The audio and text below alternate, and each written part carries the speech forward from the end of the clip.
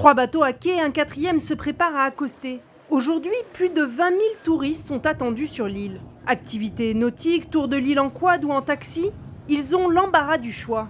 Et Philipsbourg n'est pas en reste. Le shopping et la visite du centre-ville font partie du top 5 des activités préférées. Les visiteurs dépenseraient en moyenne $140. Restaurant and food is a part, but it's not as big as the excursions and the shopping part. So we're lucky to have them. I mean, remember, they probably get food and drink on board. So what they're looking for is an experience, something they haven't thought about, something they don't expect, and they just want to have a good food and a fancy drink.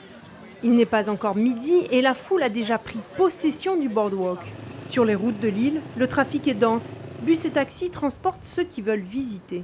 L'offre est plutôt simple. Les taxis proposent de faire le tour de l'île pour une 50aine d'euros la demi-journée par personne, avec une pause repas dans l'un des lolos de Marigot. C'est ce qu'Isabelle et ses amis ont choisi.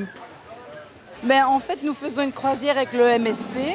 Et aujourd'hui, notre point de chute, c'est Saint-Martin. Donc nous avons pris un taxi pour revisiter l'île. Et nous sommes du côté français parce que nous avons fait d'abord la partie néerlandaise. Sur le front de mer de Marigot, quelques-uns des touristes de passage. Le marché et les restaurants sont pleins et ça ravit les restaurateurs du coin. We cannot function without the cruise ship. We will function, but it will not be as great as it is. It will function, but it will go really slow.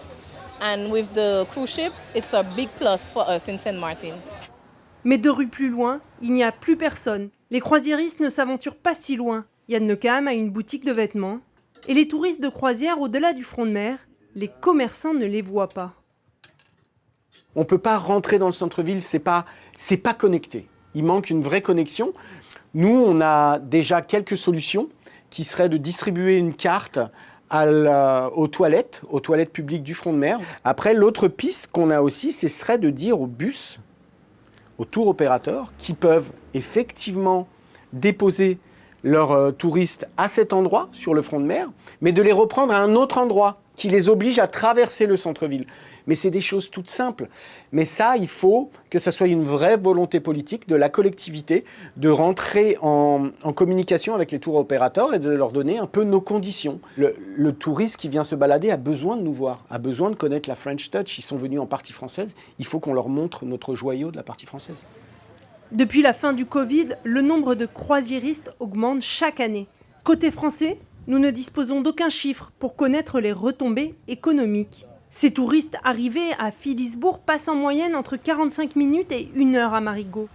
L'Office du tourisme voit au-delà de ce simple passage.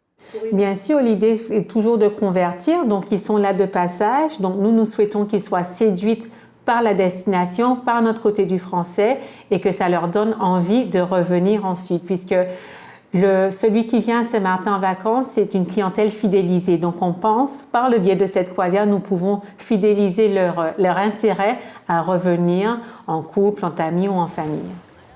Et si la partie hollandaise accueille des mastodons de croisière, le côté français s'est depuis plusieurs années positionné sur la moyenne croisière haut de gamme.